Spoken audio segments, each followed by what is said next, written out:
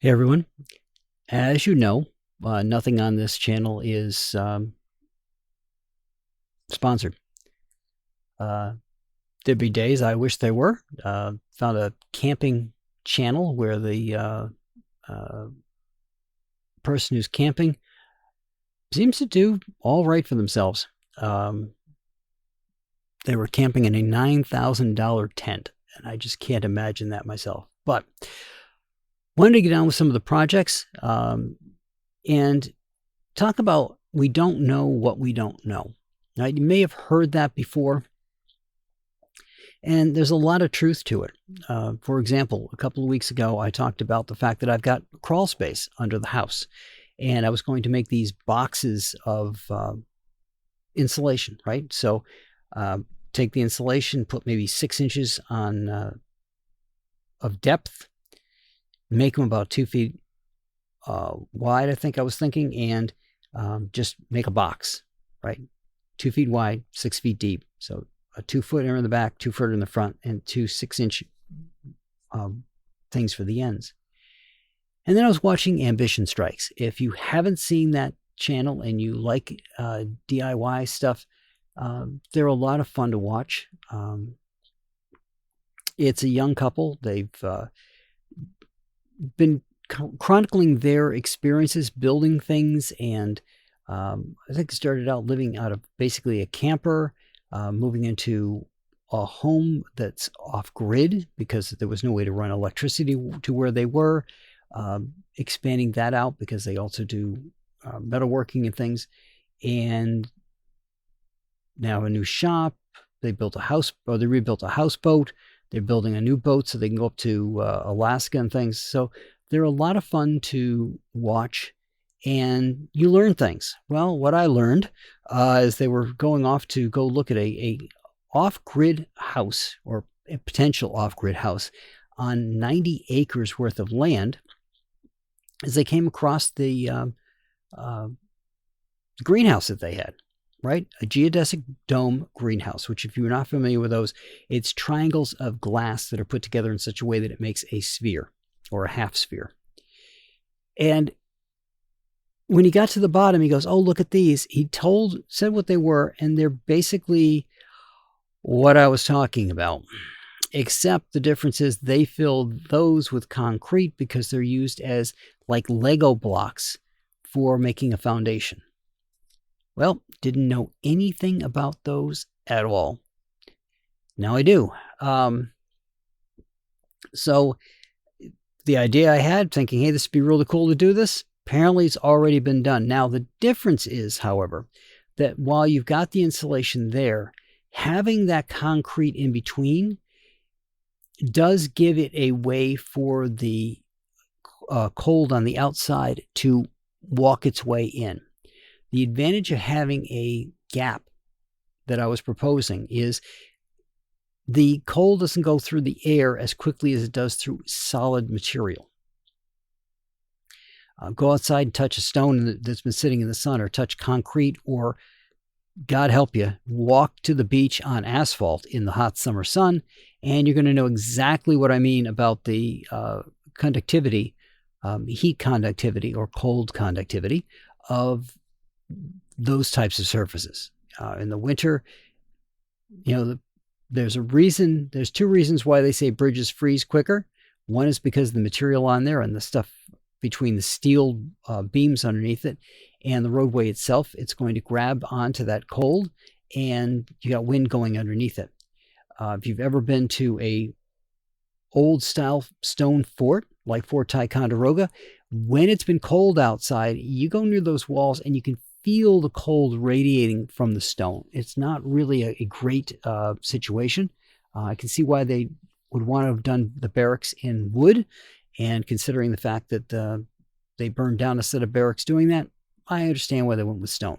But having that concrete in between is actually going to be a radiating force, both for warmth and for cooling, depending on what hits it. I noticed that it was painted white in this particular instance that they were showing, and that's probably to help reflect some of it so that it doesn't put as much heat into the geodesic dome. If you get a chance to see that video, it is a really cool place that they came across.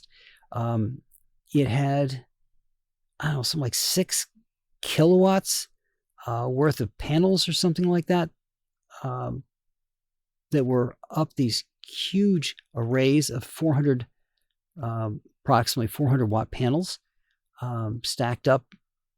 I can't remember how they might have had 10 each, no, 12 each. So about 600 kilowatts per each thing. So about 12 kilowatts of power. So 6 kilowatts each panel, so each set of panels. So about 12 kilowatts of power that could be dumped into the house. That's a lot of power. Even on cloudy days, you're going to still get some power off of panels like that. Didn't know if they were movable or not, but considering how many other automated type things they had in that house, I'm thinking it was probably along those lines. For example, the greenhouse not only handles heating itself, it also has things built in to handle it if it gets too warm. So both the heating and the cooling were automated in such a way that it can handle itself. And some of the place wasn't finished off. Like they have a bunker on the site, and that never was finished off. But what a beautiful area that it was in. And it's a really nice house. I don't even want to know what they're charging for it. That said, the car shelter, now that everything's been pulled tight, is working much better for keeping the snow that we've had and the rain off of the car. Had one little area that it still dips a little bit. I didn't have it quite pulled tight enough, and it just dipped a little bit of water, so that wasn't too much trouble. But that's working out well. On the ham radio front, I have a hatchback. I used to have an SUV. I've had a couple of Mustangs, a couple of SUVs, and certain vehicles were easier to use antennas on than others. I used to have the magnetic roof mounts that I used, but I didn't like those for a couple of reasons. First of all, as the wind is pushing against that antenna, it's moving it a little bit, and it starts to degrade the paint underneath it on the roof of the car, which can start to lead to rust getting on the roof. The next mount that I had that I liked was a lip mount for a trunk. So if you've used those, it's a smaller antenna wire coming up to it, so it can fit between the gap more easily than the larger coax cables. And the gap I'm talking about, of course, is the gap in the lip of the trunk. And you mount it to the trunk. It uses the metal of the trunk as a ground plane. Here's the problem. The hatchback I've got, the top of the hatchback, which you would think would be a good place to mount it, right? If it just spins down and you're not you're not preventing the hatchback from rising, that's a good place to put it. With the antenna on there, you can leave the antenna on at all times. But that's plastic for me. It's a metal hatch, but they've got a plastic trim at the top. And I don't want to start messing around with trying to get into that. Plus, it's thicker than a normal lip mount would take. That gets a little difficult. But at the bottom of the door, okay, that is still metal. So I can mount it at the bottom of the door. It's nowhere near where the water is going to come down. It'll get a little bit of water to it, but not that much I'm going to worry about it. But the problem is this. Finding a mount that's going to work that way, because you're going from the lip upwards, right, means that whatever mount you get is not going to be hinged the right way. So if you think about it, what you want is you'd like the hinge to be such that the wind blowing across it is blowing across the edge of the hinge, right? Not the face or the back of the hinge, but the edge of the hinge where the bolts go through. But it doesn't work that way here. In order for me to get a mount that was going to work, the it's a double pivoted mount so that I can put it on there and I can put the antenna up so the antenna is straight. But that leaves it with the front part of the hinge, where I pushed it up to, having the antenna against it. I've got a good sized antenna. I used that mount point to go up to the Hamcon. Couple of hours on the road, went up beautifully. Driving back, still doing great, except about an hour into the drive, I looked back, and out of the back window, it's the hatch, I can see it, I can see the antenna in the back window. I could see that the antenna had now tipped backwards. And that's the last thing you want to have happen, is the antenna is now going in the opposite direction. First of all, I don't want a horizontal mount antenna. It's now pointing at the car behind me, what it would be if it went all the way down. But now I've got this metal hitting the back of my